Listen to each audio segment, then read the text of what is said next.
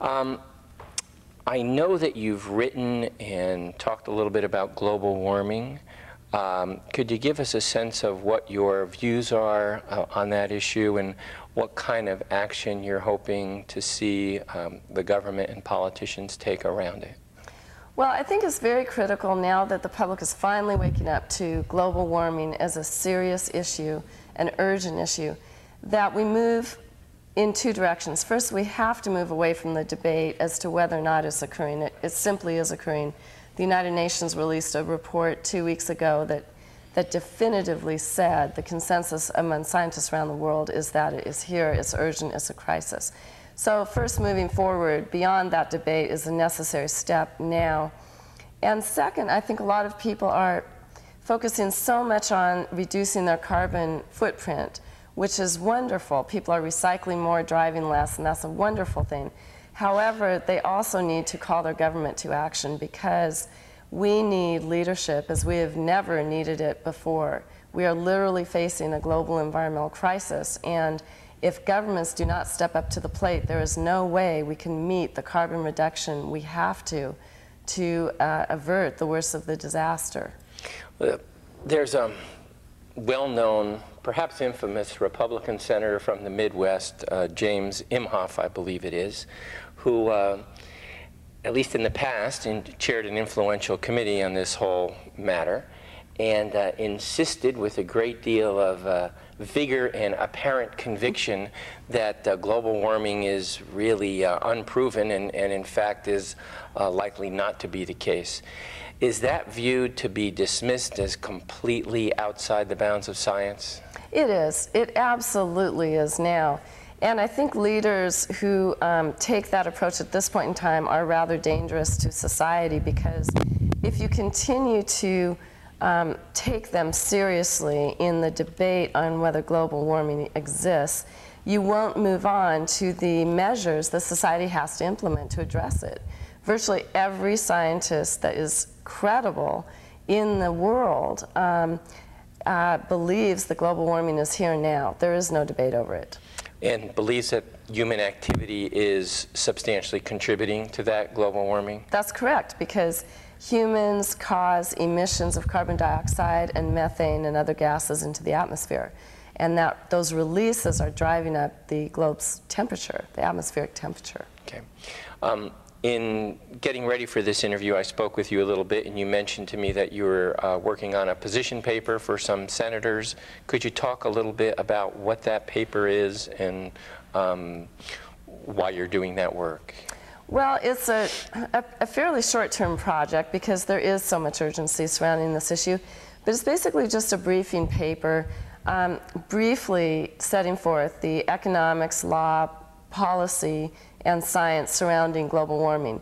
Unfortunately, we find today that legislators have what we call a blink approach to these policy issues. They just have to have very short documents because they are not spending the time to really delve into these issues. This is an issue different than any other issue they face. They literally have the future of ecology and civilization as we know it on the line, because what happens today will influence centuries from now of human existence. So are you trying to get them sort of the information that they need in a quick, snappy form in order to be properly informed about the issue? Basically, yes. I'm not taking any position on particular bills in front of the legislature. One of my interests is in conveying to legislators the role that they play in this issue. What is their role? What is government's role with respect to an issue like global warming? And one of the ways I've portrayed their role is as a trustee. They are basically trustee of our natural resources, meaning if you were a trustee of, say, your niece's college account, you would have to manage that account and protect it against outside interests that may want to deplete that account.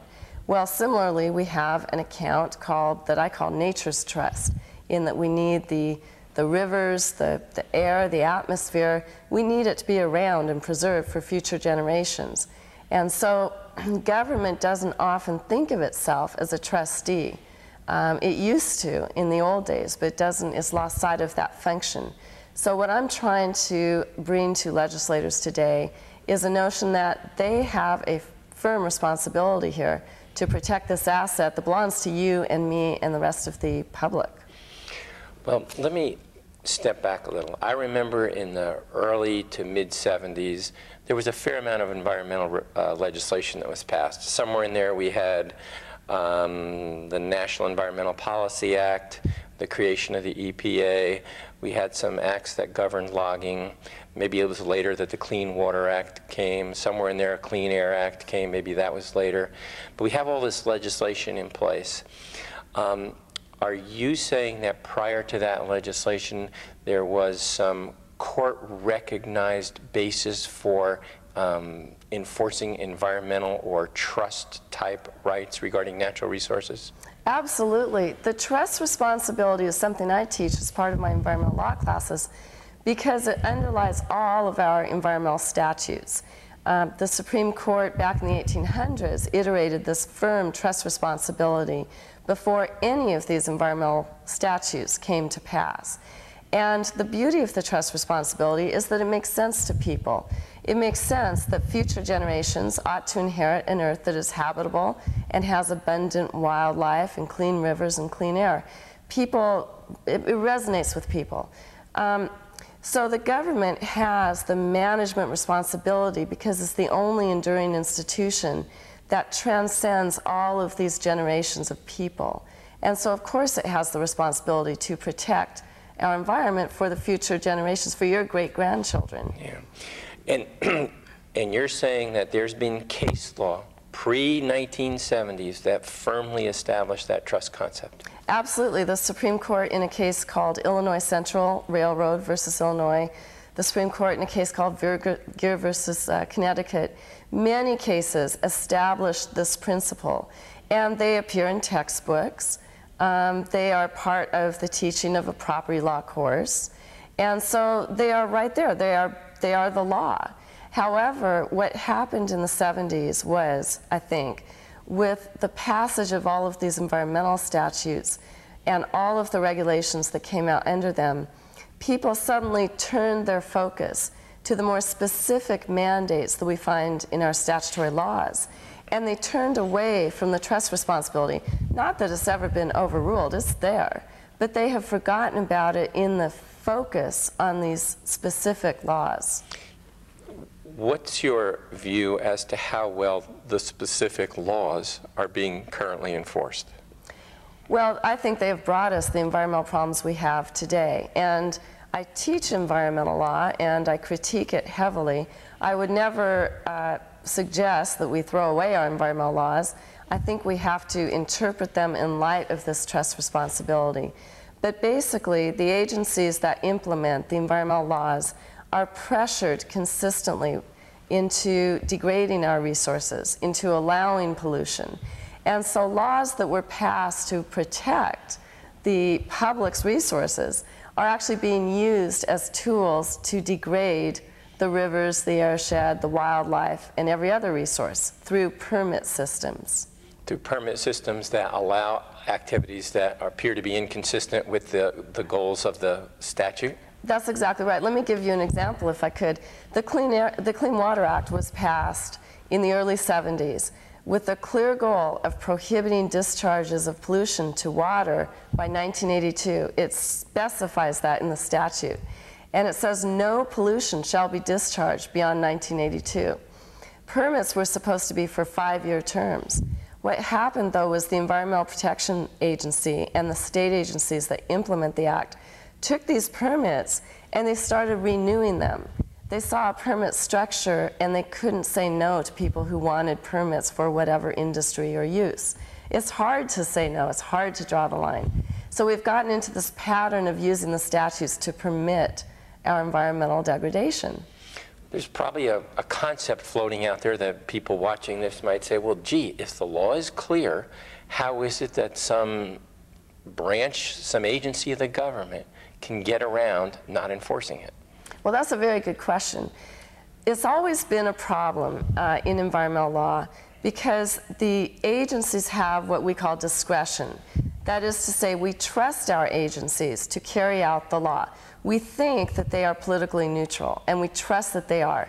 So courts, in reviewing agencies' behavior, assume the agencies are acting in a neutral manner. So they give deference to the agencies. They take a little bit of a hands-off approach oftentimes. The reality is the agencies are political creatures, and when they want to say no to permits, senators call them up, governors might call them up, they're yelled at, people get transferred, people are worried about losing their jobs for saying no to permits. So they are very political creatures. You're not suggesting that someone who runs an agency might be a political appointee by any chance, are you? And they are political appointees, and we recognize that, but the people on the permit level who are supposed to be deciding these permits are not political appointees. They're career employees. They're supposed to be insulated. But particularly in recent times, we've seen considerable, even outrageous pressure on the part of the political appointees down the line to the people who are supposed to be neutral. And that's having a consequence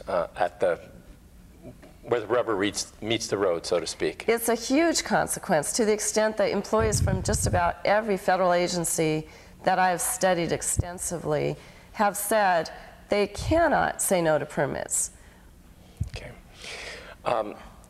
You mentioned in our discussion prior to this that nature had, in effect, issued a couple mandates to us on the whole notion of global warming, one being a short-term, one being a long-term. Could you talk about those? Yes. Well, I call this nature's mandate because it's not a political mandate. It's the simple truth of global warming and what it's going to take to combat this problem we've got. Scientists have said, the leading scientists of the world have said that to get a handle on global warming, we have to do two things. We have to reduce our current greenhouse gas emissions by 80% by 2050. That's the long-term goal. That essentially means we have to move from a carbon-based society to a carbon-free society by 2050. And when you say reduce by 80%, is that 80% over where we are today or from some other point? It's actually from 1990 levels. Okay. The second mandate is a short-term mandate, which is every bit as important. That is, we must take this trajectory of CO2, carbon dioxide, which is going up by 2% a year. We have to reverse it and make it go down within the next 10 years at the very most. And many scientists are saying we don't even have 10 years.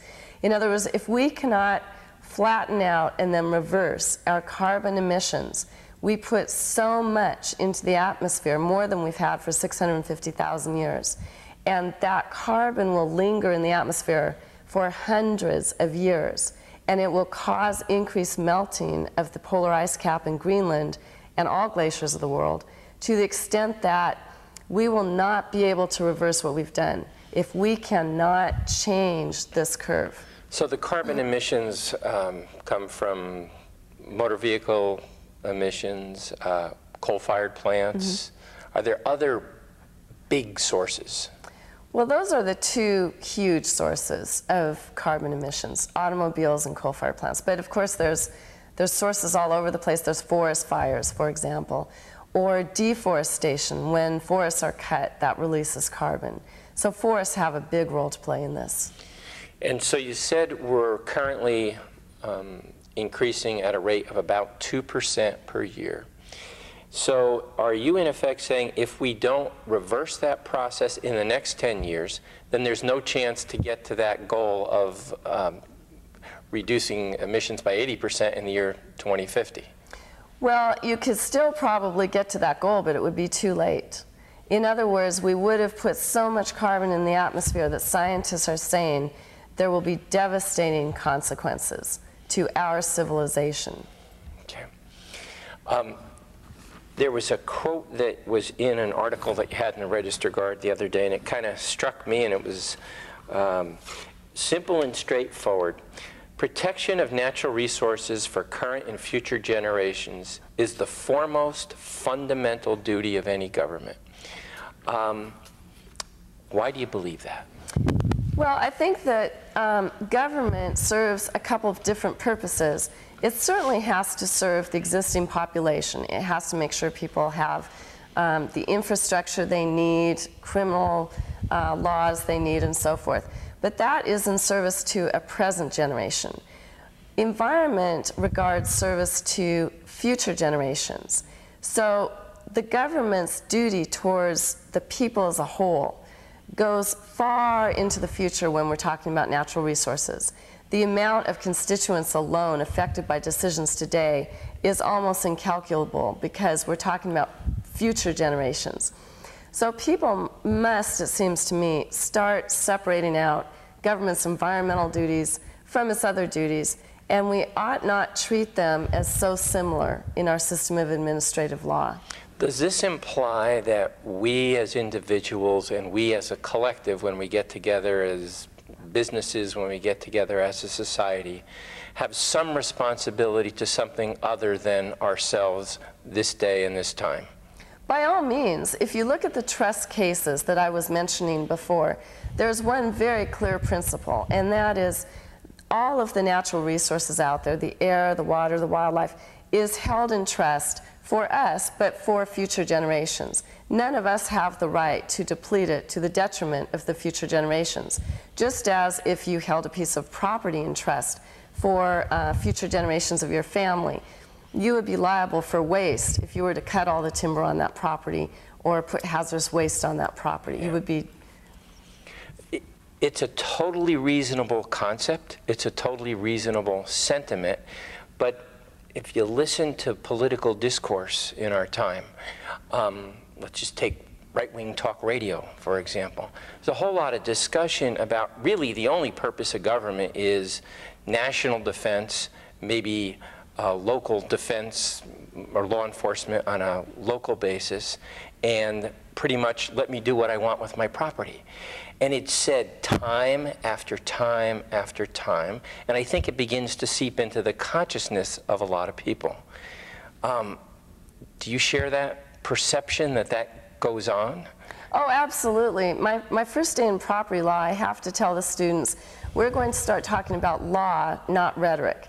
Because most of them come in with a notion of the rhetoric out there, which is all it is. The notion that private property rights is somehow separate from responsibilities has really no basis in the law. Private property law has to do with rights and responsibilities. They're two sides of the same coin. Yeah. So as a property law professor, I would never speak of one without the other. But the rhetoric has taken off partly because some interests have been served by that. So they found it very easy to tell the American public this is private property law, but in fact it really doesn't have a basis in the law. Yeah, I look at the Constitution, and both in the preamble and then in Article 1 when it lists the powers of Congress, it talks in the preamble about the need of government to promote the general welfare, and in the powers of Congress, the need to provide for the general welfare. Again, that in a lot of the political discourse is completely left out of the debate, but seems to be totally consistent with what you're talking about. That's right, and actually the trust responsibility that I've been talking about is even a pre-constitutional concept. It's shared by many other governments in the world. You find it applicable in all sorts of legal systems in other countries because it is so deep. It runs with government itself. I describe it as an attribute of government itself. So it is pre-constitutional in that sense. And is the issue one that we can resolve on simply a personal basis? I change my personal habits, and maybe you have your personal habits, and people listening have theirs, or do we need to have government be involved in the process? Oh, we absolutely need government, especially now, because I don't think people know how serious the global warming threat is to our society. And what you may do is change your practices a little bit, I may change mine a little bit, but that in effect creates some sort of chaos out there. We need to have assurance that we will meet nature's mandate in the time frame we've got. The only way we can have that assurance is if government takes leadership. Okay. And so what is a a citizen to do who cares about these issues, who is concerned about the future, who has some sense that he or she has a responsibility to future generations? Where do they go with those sentiments? What do they do? How do they give them effect? Well, we have to learn how to use our democracy again, and that means writing letters and calling elected officials at city, state, and federal government, elected officials. Doesn't have to be elaborate, just solve global warming, we'll do it. The citizens do not need to spend a lot of time doing it, but they must get out now and contact their government officials, because this is not a priority on the radar screen. Okay. In your dealing with this issue, have you noticed any tendency to link this with either a spiritual or religious responsibility? I think that it resonates on all sorts of levels with economics and spiritualism. And so there are linkages out there because it just makes sense at some level. That's why this principle is so timeless. Okay. We're out of time. You've been listening to Pursue the Truth. Our guest has been Mary Wood. My name is Ed Monks. Thank you for watching, and good night.